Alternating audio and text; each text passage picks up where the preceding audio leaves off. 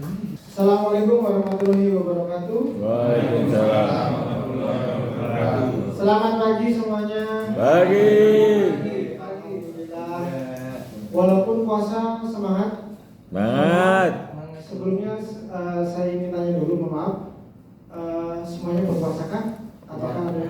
Saya enggak. Oke. Baik. Alhamdulillah hari ini kita bisa ketemu. Sebelumnya perkenalkan, saya Denny Kurniawan dari PT Nissan Motor Distributor Indonesia, APM dari merek Nissan yang ada di Indonesia.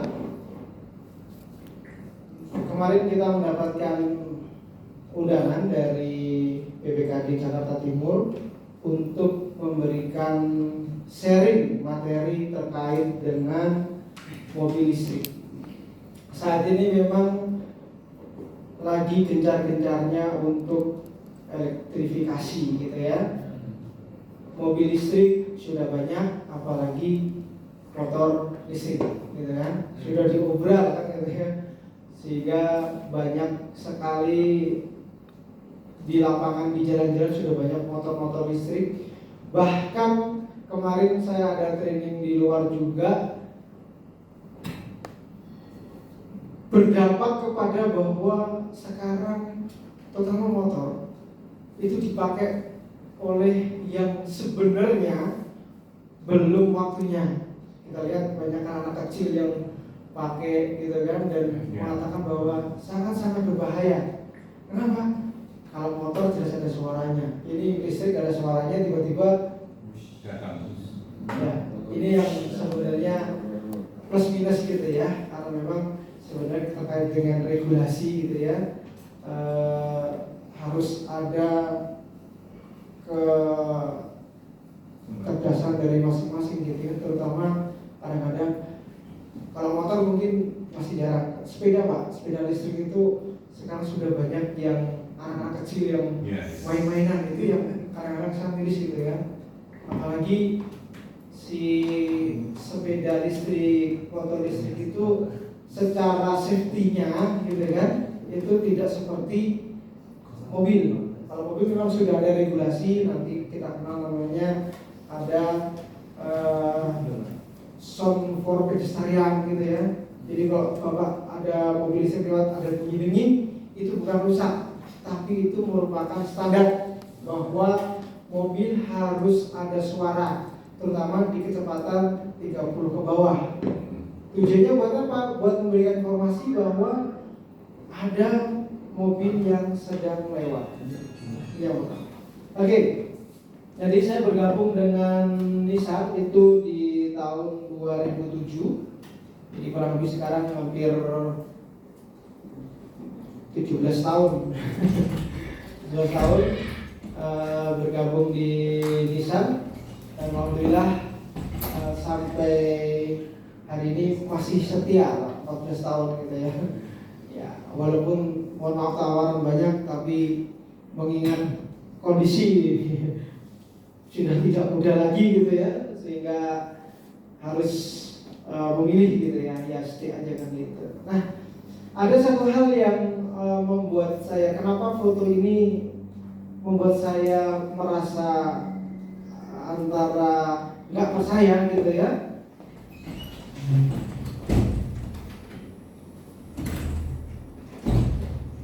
Oke. Ya, membuat saya tidak percaya bahwa saya itu sebenarnya tidak ada, dulu waktu saya sekolah tidak ada keinginan untuk ke Jakarta. Saya asli dari Jawa Timur, tepatnya di sebuah desa Ngawi namanya, paham ya? Aslinya mana Mas?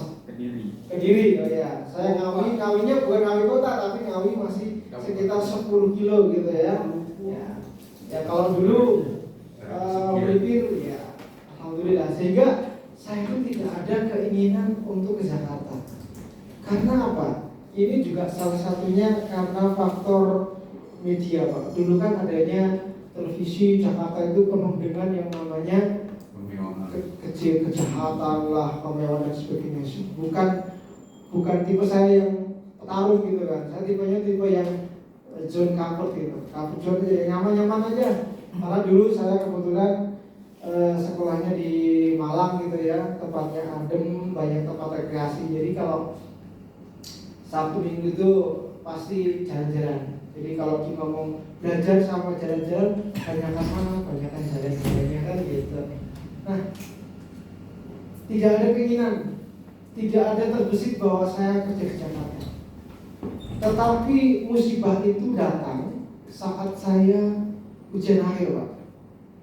Ujian akhir setelah selesai diuji sekitar 2 jam gitu ya, dosen penguji saya cuma bilang gini, Denny mau kerja, namanya orang lulus Pak. Kalau udah lulus, kalau nggak kerja, mau Pak. Begitu saya bilang mau, besok ke kantor. Apa yang terjadi? Begitu sampai di kantor, Denny kamu minggu depan berangkat ke Jakarta. Bus, waktu itu langsung nying gitu ya.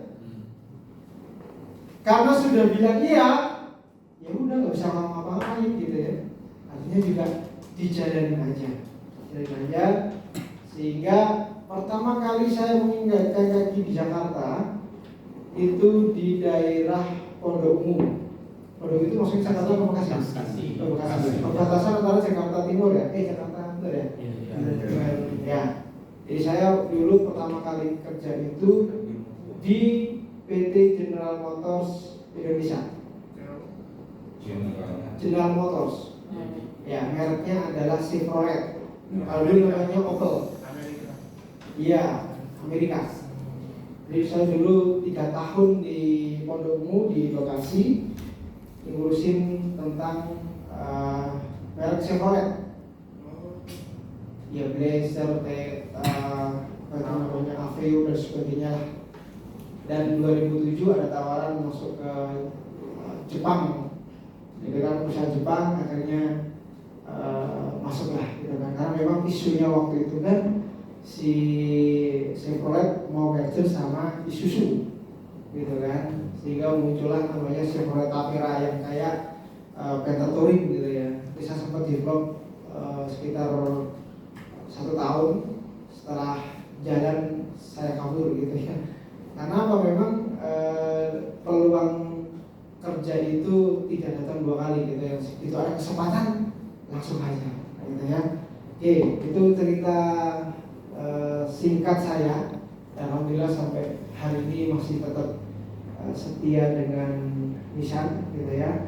Dan ini cerita tentang foto ini adalah saya tuh bayangin ke Jakarta aja enggak Pak, tapi kok tiba-tiba begitu di Jakarta saya malah dapat kesempatan untuk berguru langsung di negara asalnya, di Jepang. Alhamdulillah. Dan hampir dari tahun 2010, ini saya tahun 2010 pertama kali ke Jepang. Habis itu udah setiap tahun pasti akan ada jadwal rutin ke Jepang, dan terakhir itu 2019 sebelum Covid.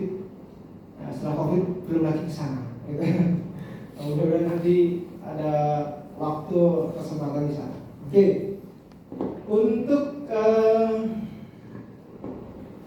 materi yang nanti kita sampaikan adalah terkait dengan pengenalan mobil listrik. Waktu kita sehari gitu kan, jadi saya diminta untuk menyampaikan secara cepat apa itu mobil listrik, apa itu hybrid, apa itu e-power, terkait dengan teknologi saja.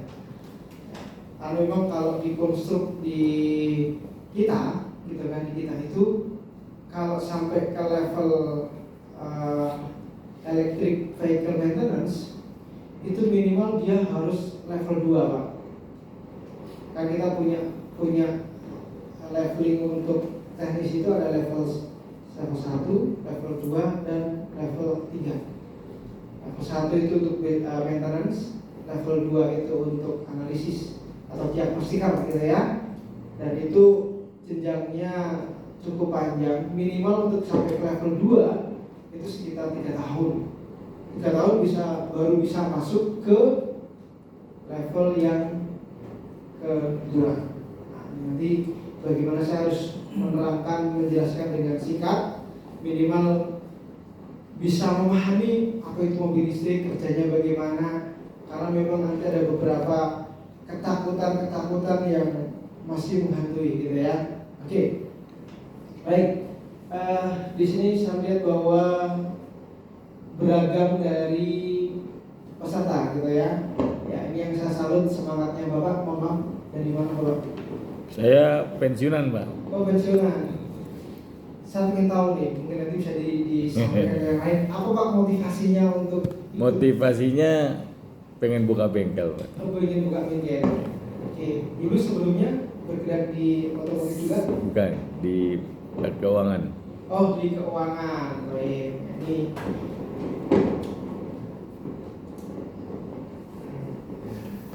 kayaknya agenda kita nanti ada fundamental EV hybrid, e-power dan juga EV. Nanti mungkin ada break sebentar, ada EV basic untuk high safety walk.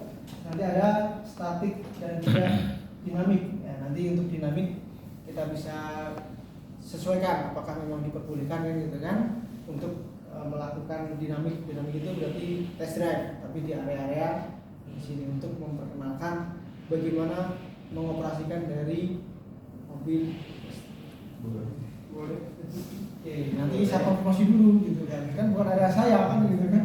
Kalau di training center kok saya bisa pastikan. Kita berbicara tentang Nissan Corporation. Kita tahu sejarah bahwa Nissan itu bergerak di bidang otomotif gitu ya, dan kita pisahkan ada namanya electrification sama vehicle intelligence. Electrification berarti terkait dengan mobil listrik itu kita banyak mengeluarkan produk dari smart hybrid, ada front hybrid, FF hybrid, e-power dan juga EV. Ini merupakan transisi Pak, transisi dari hybrid ke electric vehicle. Nah, nanti ada cerita kenapa kita masukin namanya e-power dan apa itu e-power, gitu ya. Nah, kita akan bahas. Terus dari sisi vehicle intelligence kita itu tagline-nya adalah zero fatality. Zero fatality berarti kita bagaimana mobil ini bisa terhindar dari yang namanya kecelakaan. Meskipun sebenarnya yang menjadi tokoh utama terkait dengan keselamatan itu adalah driver, manusianya, bukan sistemnya, tapi manusianya sendiri.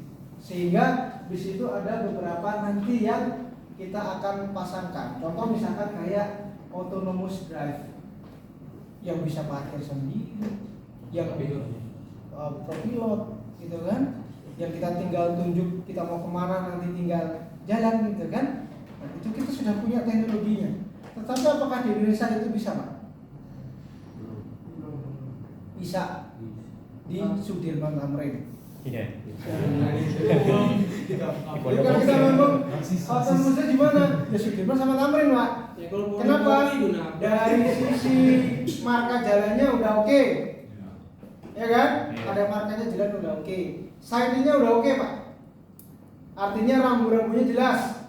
Coba kalau yang lain, markanya udah nggak jelas, aspalnya udah bolong-bolong, signage-nya ketutupan pohon, gitu kan? Jadi nggak bisa terdeteksi. Gitu. Artinya dari sisi kendaraan kan dia perlu namanya GPS, perlu namanya kamera buat mengintai, gitu kan? Nah, kalau di kita ya Sudirman Tamrin gitu kan. Sehingga kalau lihat video vlognya si Deddy Corbuzier gitu ya, itu dia Sudirman Tamrin bisa autonomous drive. Tapi begitu masuk ke bloknya udah langsung dia pegang kendali kan gitu ya, udah nggak bisa lagi. Fatmawati apa lagi? Gitu. Pada bomba ya Pak. Apalagi nanti masuk ke Ciputat, gitu, masuk ke Parung, banyak angkot gitu. Nah, artinya bahwa teknologi itu sebenarnya ada, gitu kan. Jadi kalau ada yang ngomong Pak, kenapa desa mengeluarkan mobil yang autonomous drive? Loh, kita punya, kita ada, cuma ada yang mau beli nggak? Kalau nanti dia nggak akan terpakainya cuma di Sudirman Tamrin. Memang semuanya akan mengarah ke sana? Enggak juga. Makanya memang ada beberapa yang tidak akan disematkan di Indonesia. Oke. Berikutnya adalah charging station, stasiun pengisian kendaraan listrik umum. Salah satu ketakutan orang untuk beli mobil listrik, salah satunya adalah bahwa ngecasnya di mana, gitu kan? Ngecasnya di mana? Kalau pom bensin jelas banyak, di mana-mana seluruh kampung juga ada pom bensin gitu kan, meskipun eceran kan gitu ya. Kalau listrik di mana kan gitu kan? Nah itu ketakutan orang bahwa kalau pom listrik nanti di mana kan? Ya, meskipun sekarang PLN juga banyak mendirikan namanya SPKLU, gitu kan, buat pengestasan umum, gitu kan. Tetapi memang secara waktu pengecasan itu tidak secepat dari bensin. Kalau bensin isi 5 menit selesai. Kalau mobil itu paling cepat itu sekitar 45 menit. Kalau di posisi 0 ya Pak ya, 0 sampai dengan 80% itu sekitar 45 menit. Kalau 5% itu sekitar 20 menit lah. Itu belum kalau ngantri. Karena kemarin saya terakhir ke Cirebon ngantri Pak. Jadi nungguin yang itu selesai dulu baru saya masuk kan gitu ya. Ya akhirnya punya banyak waktu luang di rest area hampir 2 jam gitu. Nungguin dulu gitu. Ngopi-ngopi dulu sampai ngopi 2 kali, masih ngecek, masih kan kalau di aplikasi kan bisa dilihat tuh dia sudah ready atau belum gitu kan. Kalau belum ready udah tungguin dulu, begitu udah ready. Nah, itu yang menjadi ketakutan dari si customer. Nah, kalau di luar bahwa mobil listrik itu lebih city car sebenarnya Pak. Lebih ke mobil untuk yang daerah perkotaan. Artinya bukan untuk mudikes itu nggak cocok Pak. Gitu kan? Orang mudik jarak jauh gitu kan. Jakarta Semarang, Jakarta Surabaya, Jakarta Madiun, Ngawi itu. Kalau itu sering, ya, take time-nya jadi banyak Pak. Harus ngecas, harus itu. Tapi kalau untuk yang kota-kota, artinya untuk pengguna kota ya minimal 150 lah sehari gitu. Itu masih ngangkat Pak. Artinya efektif. Kenapa? Karena begitu pakai 150 kembali ke rumah dicas, paginya penuh lagi. Gitu loh. 150 itu udah masih ideal lah. Jadi 2 hari sekali ngecasnya masih bisa. Tapi kalau sekali jalan bisa 400, 600 gitu kan, pasti ada waktu buat dia harus berhenti ngecas dulu, habis itu jalan lagi, ngecas lagi. Sehingga perlu yang namanya ngecasnya di mana, karena memang tidak semua, kalau kita ngomong jalur tol, tidak semua rest area ada SPKLU. Jadi kita harus manajemennya bagus nih Pak. Ini kira-kira ngecas di sini, ini ngecas di sini. Apalagi kalau mudik Pak, nggak bisa diprediksi Pak. Kita udah setting bahwa berarti dia saat ini ternyata nggak bisa masuk, saking padatnya gitu. Jadi masalahnya gitu. Sehingga kalau banyak yang tanya apa keenakan dari mobil listrik, pertama dari sisi powernya bagus, tenaganya juga bagus, gitu kan, kenyamanan juga oke. Kalau ngomong tentang kesulitannya, kita bukan ngomong kelemahan. Karena kalau ngomong kelemahan adalah tergantung kondisi. Kesulitannya adalah kalau yang saya rasakan waktu kemarin ke Cirebon aja Pak, harus ngantri untuk ngecas. Itu aja. Lainnya dipindah ngecas terus cos gitu kan. Mau 150, mau 140 mau enggak. Enteng-enteng aja. Nah, ini yang pertama. Yang kedua adalah yang terkait dengan ketakutan orang kesetrum. Ya kan? Mobil listrik nyetrum. Gitu ya. Tegangannya tinggi. Nah, pernah nggak kepikiran KRL itu pakai listrik yang secara tegangan lebih gede dari yang namanya mobil? Pernah nggak kepikiran? Pernah KRL nggak? Pernah nggak kepikiran? Takut tegang, takut duduk? Pernah nggak kepikiran? Enggak. Kenapa kalau beli takut gitu loh? Enggak. Karena beramai-ramai di sana Pak. Beramai-ramai kalau mati bareng-bareng. Bisa juga gitu. Itu rame-rame kan gitu. Ya, bisa juga. sendirian kan gitu ya.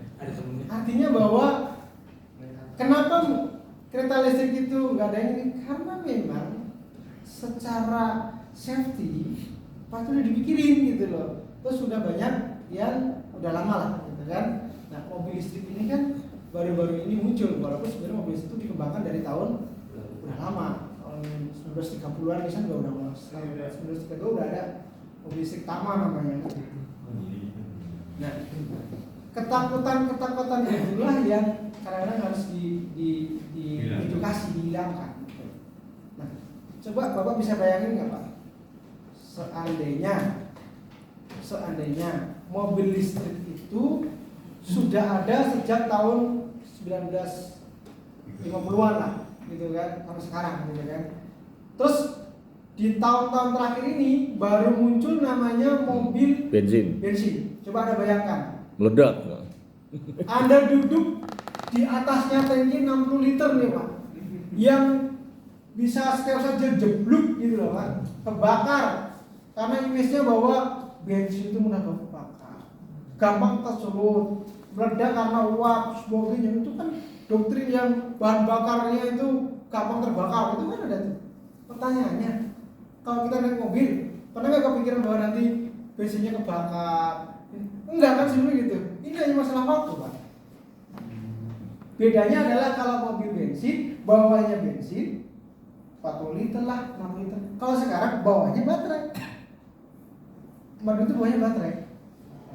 Karena sebodi itu bawahnya itu, selantai itu baterai. Iya.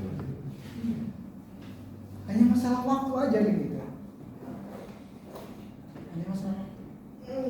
Sehingga tugas kita terutama ini adalah bagaimana proses safety luar adalah bagaimana faktor safety-nya ini. Itu juga diperhitungkan.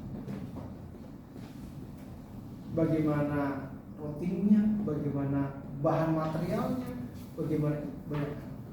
Sehingga karena belum terbiasa aja gitu kan, sehingga kita masih takut.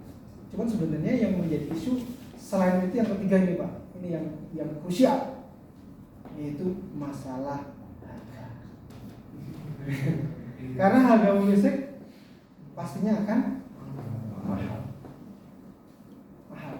Karena secara bahan yang paling mahal dari mobil listrik itu adalah baterai.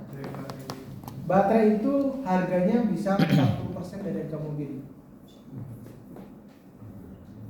Jadi kalau dia 100 juta misalnya gitu, berarti kan 40 jutanya harga baterainya. Nah ini kan lagi berlomba-lomba kan gitu kan. Nah, artinya pemerintah lagi bagus. Artinya apa? Artinya bahwa pemerintah lagi konsen terhadap mobil listrik, dikasih yang namanya insentif pajak. Oke? Ya. Sebagai contoh, mobil ini harganya sekitar 700 juta. 700 juta. Kira-kira bisa tebak nggak? Pajak tahunannya berapa? Mobil harga 700 juta, kira-kira berapa Pak? Punya pengalaman nggak Pak? Secara penghitungan keuangan Pak? 700 juta. Kira-kira 15 jutaan. 15 jutaan. Itu normal kalau dengan apa itu namanya Presentasi. Karena 1,75 kalau nggak salah Pak ya. 1,75 per tahun untuk dari harga mobil. Ya. Jadi kalau estimasi secara presentasi itu adalah sekitar 15 jutaan kalau harga 700. Tapi lift ini dengan harga 700 juta, pajak tahunnya cuma 900 ribu. Beli. Sampai kapan tuh Pak? Sampai kapan? Sampai pemerintahnya Bosen. Sampai Sampai bosen. gitu. Iya kan? Nah, ini Pak mungkin paham tentang pengaturan keuangan. Saat ini mobil listrik ini masih banyak subsidi dari pemerintah. Motor listrik ada subsidi 7 jutaan. Mobil listrik 50 juta. Misalnya gitu. Ya kita berharap maka nanti setelah ini itu akan dilanjutkan. Tapi mungkin dilanjutkan Pak. Kan tagline-nya melanjutkan gitu kan. Bukan perubahan ya. mudah-mudahan artinya ini yang menjadi konsen bahwa nanti ini akan menjadi ya. Apakah mobil listrik ini membawa dampak yang bagus buat perusahaan terutama yang ada di otomotif? Ya, kadang kalanya bahwa terjadi pertentangan, Pak. Pertentangannya apa? Dari satu sisi kalau nanti banyak mobil listrik yang masuk, maka bagaimana dengan perusahaan busi? Bagaimana perusahaan piston? Mekanisme valve-nya bagaimana? Spare part-nya. Gontok-gontokan sebenarnya Pak secara regulasi gitu. Ada yang ingin listrik, ada yang masih yang bensin gitu.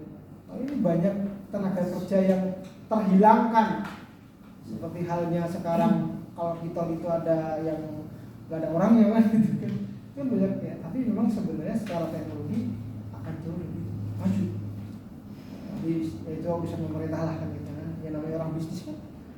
Wah ini kalau ini maju nih perusahaan saya ini gitu kan.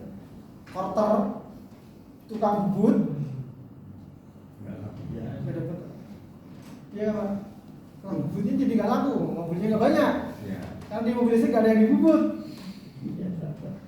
Nah, kayak gitu tuh. Maka yang namanya kebijakan itu kan ya ada plusnya dan minusnya. Nah, kita sebagai yang orang di dalam sistem itu, artinya sistem yang ngikutin sistem Pak, kita juga memprediksi ini gitu. Apakah pemilu itu nggak berpengaruh terhadap planning kita? Oh, pengaruh Pak. Kita ini yang jadi siapa itu pengaruh nih. Ini jadi si A, si B posisi ini gitu ya. Kita mau masukin mobil kemarin itu masih kita angan-angan nih.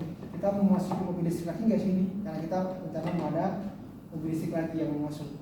Kita lihat dulu nih.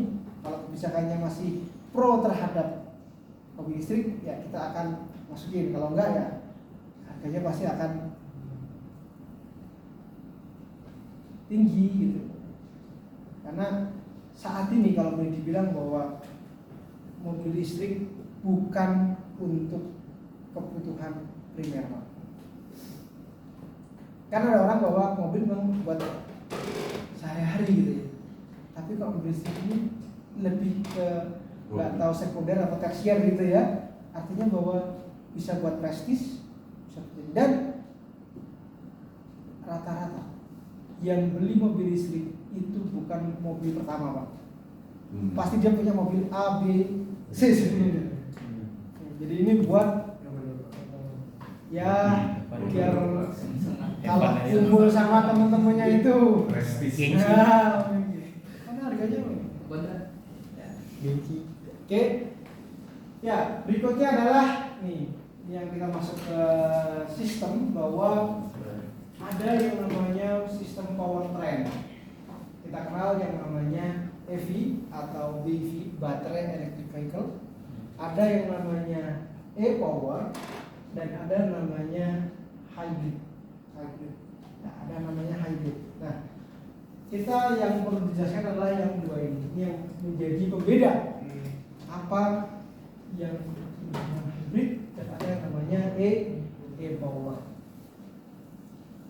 Secara umum bahwa tadi kalau dilihat dari si Nissan tadi, corporate mission-nya bahwa hybrid ataupun e-power itu menjadi transisi antara IC atau internal combustion engine atau bakar bensin dengan EV. Di tengah-tengahnya ada namanya hybrid. Artinya perpaduan antara mesin dan mesin motor listrik dan mesin konvensional. Ya. Jadi hybrid itu sebenarnya konsepnya adalah perpaduan antara si listrik dengan. Nah, kalau dilihat dari gambaran ini, maka kita bisa terjemahkan gitu. Kuncinya ada di rodanya dulu nih. Siapa yang bertugas untuk menggerakkan roda? Mas, siapa namanya? Ya. Kalau yang di hybrid, siapa yang gerakin roda? Dia dari skemanya. Dari motor? Enggak. Jadi yang gerakin roda, yang ada panah-panah roda itu siapa aja? Motor sama engine. Ya. Jadi kalau hybrid itu, maka yang menggerakkan roda adalah ada motor listrik dan ada engine. Artinya dua penggerak. Nah, e-power siapa yang gerakin? Motor saja. Ada engine-nya nggak? Ada. Tapi apa fungsi dari engine? Ngisi baterainya saja. Bos. Jadi kalau e-power itu berarti dia ada dua komponen sebenarnya, ada engine, ada motor listrik. Cuman kalau di e-power, engine itu hanya sebagai generator, sebagai gensetnya saja. Sehingga paling gampang adalah e-power itu mobil yang dilengkapi dengan genset berjalan. Bisa nggak kalau gensetnya di luar? Ya mungkin bisa gitu kan. Ada mobil, belakangnya dikasih gandengan, terus belakangnya ada genset yang buat kondangan, itu bisa juga kan? Kualitas baterainya. Tapi apakah efektif? Masa iya mobil bagus-bagus belakangnya ada genset gitu ya? Atau paling nggak pakai genset yang itu, yang Honda, bisa? Kapasitasnya itu. Cuman apakah efektif? Sehingga itu menggabungkan antara bahwa engine-nya itu difungsikan hanya sebagai penggerak generator, sebagai gensetnya saja. Jadi dengan yang oke, kita akan coba bahas satu persatu. Nah, hybrid kita punya produk namanya X-Trail. X-Trail hybrid kita punya. Tahun 2018 itu kita melakukan dua versi, Pak. Ada yang versi bensin sama versi yang hybrid. Versi bensin dan versi hybrid. Yang versi bensin harganya adalah 400 jutaan. Yang bensin, yang hybrid, gitu kan? Kalau regulasinya kayak sekarang harusnya lebih murah. Tapi karena masuknya regulasinya masih regulasi yang dulu, maka waktu itu harganya hampir 600 jutaan. Berarti ada selisih 200 juta. Kalau di tahun-tahun itu, Pak, kalau di luar mobil hybrid itu mendapatkan subsidi pajak. Seperti tahun sekarang ini. Zaman dulu 2018 belum ada, Pak. Sehingga X-Trail hybrid ini masih dikategorikan sebagai barang mewah. Sehingga pajaknya tambah lagi, pajak kenikmatan, gitu kan? Ada pajak kenikmatan gitu. Sehingga apa yang terjadi? Orang jadi mau beli harganya berapa? Tentunya pajaknya juga akan lebih tinggi. Sehingga waktu itu nggak terlalu laku. Karena apa itu? Pak? Orang beli mobil, pajaknya tinggi, harganya tinggi. Coba kalau misalkan ini dari dulu udah ada, pasti udah banyak, Pak. 2018. Nah, sehingga memang kalau dilihat dari sisi teknis bahwa hybrid ini akan ada engine dan ada namanya small motor, Pak. Artinya pakai motor tapi motornya itu yang kecil, tenaganya nggak terlalu besar. Kenapa? Karena nanti fungsinya cuma buat membantu saja, bukan sebagai penggerak utama. Sehingga nanti yang roda ini dia akan ada engine dan ada motor. Oke. Nah, secara fitur ini apa sih yang diharapkan? Bahwa emisinya menjadi lebih rendah. Emisinya menjadi rendah. Kenapa? Karena memang tenaga ditransfer ke roda itu melalui motor elektrik dan juga mesin bakar. Sehingga frekuensi dari nyalanya mesin itu tidak selama mobil yang konvensional. Logikanya adalah pada saat nanti baterainya kerja, saat nanti mulai dia kerja baru hidup. Kecepatan misalkan di atas 40 kerja, macet lagi, mesinnya mati, ganti sama motor. Sehingga di kondisi kemacetan itulah fase di mana mesinnya tidak mengeluarkan emisi. Sehingga ramah lingkungannya kayak gitu. Tapi ada fase macet-macet nyala. Saat kapan kira-kira Pak? Saat baterainya habis, isi dulu. Begitu udah penuh, mati lagi. Gitu. Sehingga kenapa dia bisa emisinya rendah? Karena nyalanya mesin tidak selama. Misalkan menempuh perjalanan dari Duren Sawit mana nih? Pondok Kopi. Pondok Kelapa sampai ke misalkan Taman Mini gitu ya. Jaraknya sama, tapi nanti engine itu nyalanya jadi sama. Kalau belum dia mesin bensin ya kan nyala terus, baru masih nyala terus. Kalau ini enggak, ada mati. Jadi itulah yang membuat bahwa emisinya menjadi rendah. Sehingga secara fuel ekonominya atau bahan bakar efisiensi jadi lebih bagus. Oke, kita lihat videonya.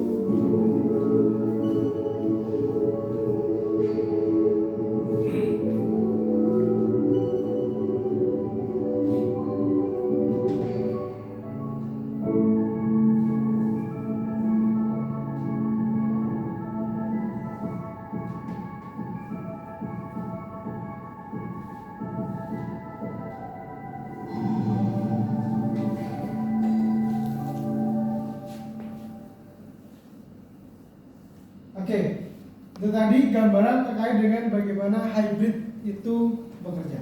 Nah, kita akan coba lihat. Ini skema terkait dengan kerja hybrid. Oke. Yang pertama ada namanya sistem ready to drive. Nah, apa sih sebenarnya maksud dari ready to drive? Kalau di mobil bensin, berarti artinya adalah mesin sudah dinyalakan. Ya, mesin sudah dinyalakan. Jereng, itu namanya ready to drive. Tapi kalau di hybrid kan belum tentu engine-nya nyala. Belum tentu engine-nya nyala. Maka disebut sebagai ready to drive.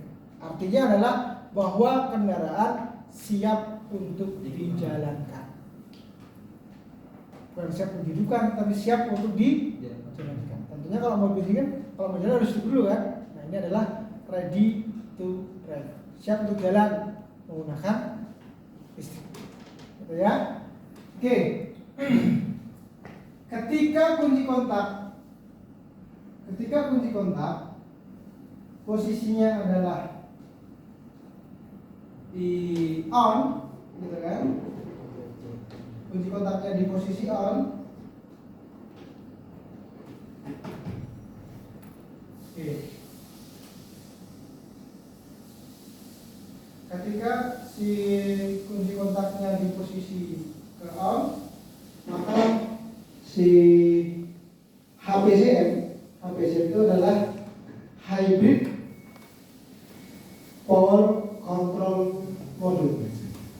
Hybrid power control module. Artinya kalau di kendaraan umum namanya engine control unitnya, ECM-nya kan gitu kan. Tapi kalau di hybrid namanya HPCM. Nah, mengontrol sistem hybrid menjadi ready to drive. Menjadi ready to drive.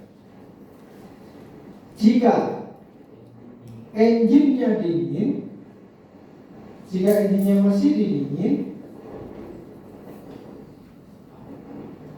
dan lithium ion baterai state of charge-nya atau kondisi level baterainya itu rendah, maka HPCM mengontrol penggunaan atau pengoperasian plat 1.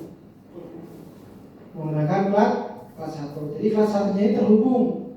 Berarti kelas 1 ini menghubungkan antara engine dengan traction motor atau motor traksinya. Nah, dengan motor traksi inilah nanti engine-nya akan dihidupkan. Jadi untuk menghidupkan mobil, starternya adalah dari traction motor. Dia juga punya starter motor. Kapan dia kerja?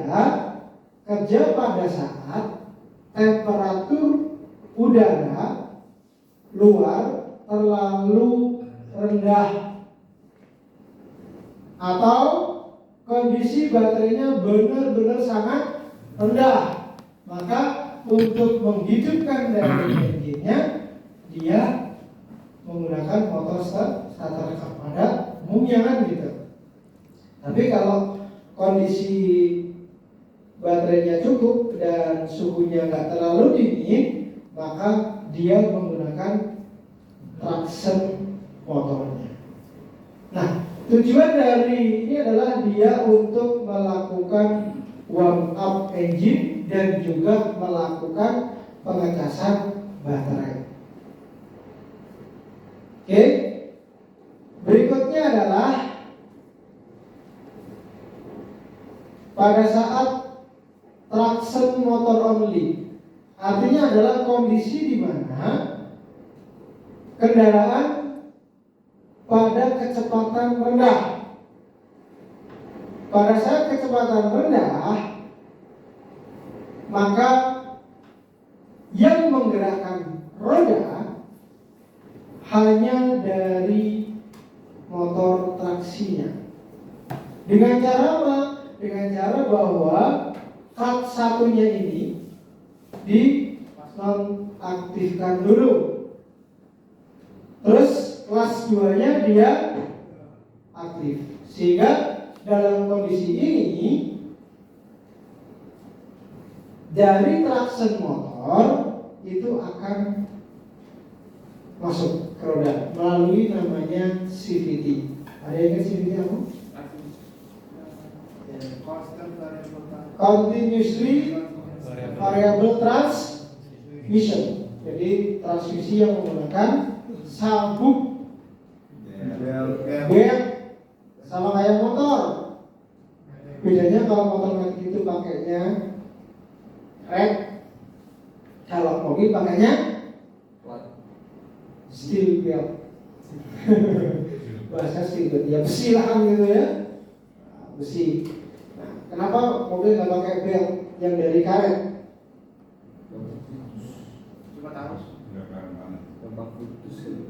Gampang putus. Ibarat kata kalau kamu ngangkat beban yang berat, maka menggunakan tali atau menggunakan seling, kayak gitu loh. Jadi untuk penggunaan belt atau penggunaan dari besi dari karet itu adalah tergantung dari berapa kekuatan yang akan ditransfer, bagaimana torsi yang akan ditransfer itu penting. Kamu ngangkat apa itu namanya air dari sumur yang timba, kan air udah nggak ada Pak ya, sumur itu udah nggak ada ya. Sekarang udah sampai semua kan gitu. Dulu masih ngalamin ngerekan ya, terus dragon Pak, yang ya. Jadi obat dragon, wah itu setiap pagi pokoknya ngisi kamar mandinya pakai itu, kalau nggak ngerek. Tapi ternyata memang itu secara langsung kita fitness Pak. Iya kan? Fitness yang dipaksa. Fitness yang dipaksakan. Maka zaman dulu bapak kita nggak pernah fitness karena nggak ada fitness. Fitness itu belum banyak, tapi tiap hari gowe sepeda, jalan kaki, ngangkat tim kayu, gitu ya. Kalau masih ngalamin kan mesti Pak. Saya ngalamin Pak, ngalamin bapak kan gitu ya. Artinya ngangsu lah. Ngangsu itu ya nimba, apalagi kalau sumurnya satu buat sekampung gitu kan. Ada ngantrinya dulu, ngangkut, jadi manajemen airnya itu sekarang tinggal cek dulu dan langsung ngalir gitu. Oke? Ya, dari sini jelas bahwa ada fase di mana mobil ini bergerak hanya mengandalkan motor listriknya saja, yaitu pada saat kecepatan rendah. Nah, HPCM ini melepaskan kelas 1 sehingga ECM menghentikan engine sesuai dengan sinyal kontrol dari HPCM-nya. Hybrid Powertrain Control. Oke, kelas 2 terhubung dengan sedikit strip memungkinkan traction motor untuk menggerakkan. Jadi proses transfernya harus smooth, nggak boleh hentakan gitu. Oke, ini fase yang pertama. Yang berikutnya adalah fase engine drive dan charging lithium ion baterai. Dalam kondisi ini, maka kendaraan bergerak dengan pembakaran engine saja. Dan di saat yang sama, traction motor bergerak dengan engine untuk menghasilkan tenaga elektrik dari traction motor inverter. Saat dia kondisi yang pertama tadi, traction motor ini berfungsi sebagai penggerak yang menggerakkan roda. Dalam kondisi ini, karena engine sudah bekerja, maka tenaga yang digunakan untuk menggerakkan dari roda adalah dari engine. Terus traction motornya ngapain? Traction motornya digerakkan oleh engine. Digerakkan oleh engine. Dalam kondisi ini berarti traction motor menjadi apa kalau di mobil bensin biasa? menjadi Generator. alternator. Luar biasa. Namanya siapa Mas? Ahmad. Lulusan apa Mas? SMA. Oh, SMA atau alternator berarti luar biasa kan gitu. Artinya adalah bahwa traction motor ini kalau di yang biasa itu adalah gabungan antara motor starter dan alternator. Saat dia buat menggerakkan roda, maka berfungsi sebagai motor. Saat dia digerakkan oleh engine, berfungsi sebagai alternator. Jadi satu komponen bisa kadang lagi atau mengeluarkan arus atau menggunakan arus, kadang-kadang dia mengeluarkan arus. Jadi perbandingan antara motor starter dan alternator. Oke. Berikutnya adalah engine idle, baterai charge mode. Ada kondisi di mana kelas 2-nya dia nonaktif, engine-nya hidup, sehingga tenaga yang digunakan atau yang dihasilkan oleh engine itu untuk menggerakkan traction motor saja, tidak diteruskan ke transmisi atau ke roda. Artinya dalam kondisi dia idle itu berarti berhenti untuk melakukan charging. Charging apa? Charging baterai di litiumnya. Oke, ini kondisi charge mode ataupun idle. Berikutnya adalah ada namanya deselerasi atau regeneratif mode. Regeneratif mode ini adalah proses di mana roda yang awalnya digerakkan oleh traction motor sekarang kebalikan, rodanya yang menggerakkan traction motor. Kebalik Pak. Pak tadi kan dari motor menggerakkan roda melalui transmisi. Pas deselerasi ini atau mungkin turunan, maka gerakan roda ini digunakan untuk menggerakkan balik daripada si traction motor, sehingga terjadi pengisian di lithium ion baterai. Berarti apa? Hybrid itu irit kalau jalannya terus dari puncak atau aun sampai ke gadok, gitu ya. Udah itu terus tuh, baterainya pasti penuh gitu. Kan gak ada tanjakan, terus gitu. Dari puncak gitu kan sampai ke bawah. Nah, sehingga mobil hybrid ini punya keuntungan bahwa pada saat deselerasi, artinya kita lepas pedal gas, misalkan habis kencang, kita lepas pedal gasnya, maka itu terjadi namanya regeneratif braking. Pengisian balik dari roda ke traction motor masuk ke baterai. Nah, semakin sering deselerasi, maka akan semakin. Ada nggak yang punya mobil motor listrik? Ada? Belum ya. Di motor listrik itu ada.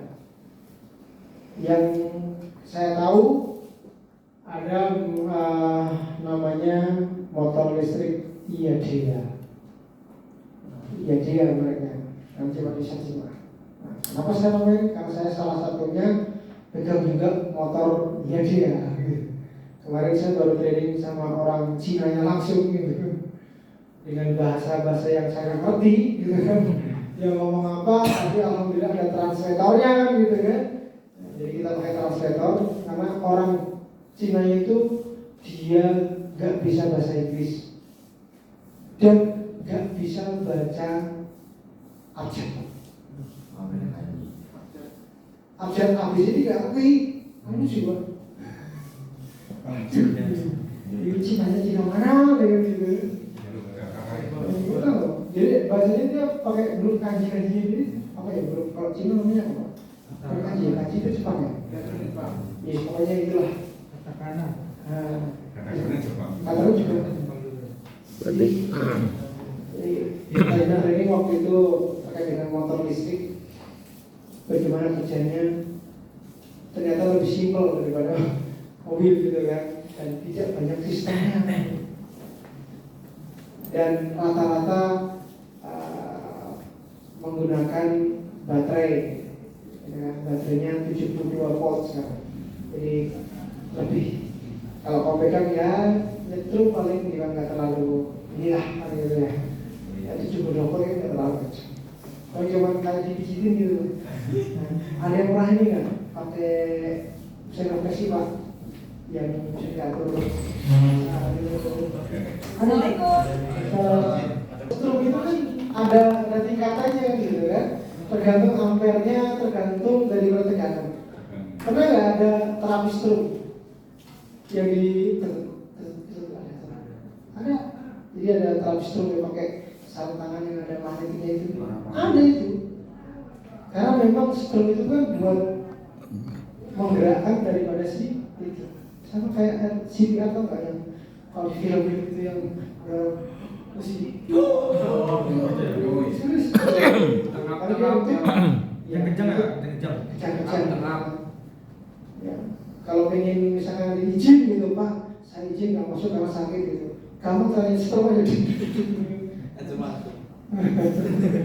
Ya. Kalau baterai ini, Ya. itu kan ada baterai basah, baterai kering. Baterai basah, baterai kering, oke? Ya, ini baterai yang mana? Bayangannya kalau baterai mobil terus baterai motor listrik itu sama dengan baterai HP pak. Oh, Lithium ion. Kalau kamu lihat ini, sama kayak baterai, cuma kan kapasitasnya gede. Kalau ini kan paling cuma berapa volt? Cek ya pak, baterainya cek. Cek aja ini. Ini baterainya persis standar lithium ion pak. Cuma kapasitasnya gede. Ya, ini kalau misalkan ingin awet, berarti dilepas baterainya semuanya digabung jadi satu.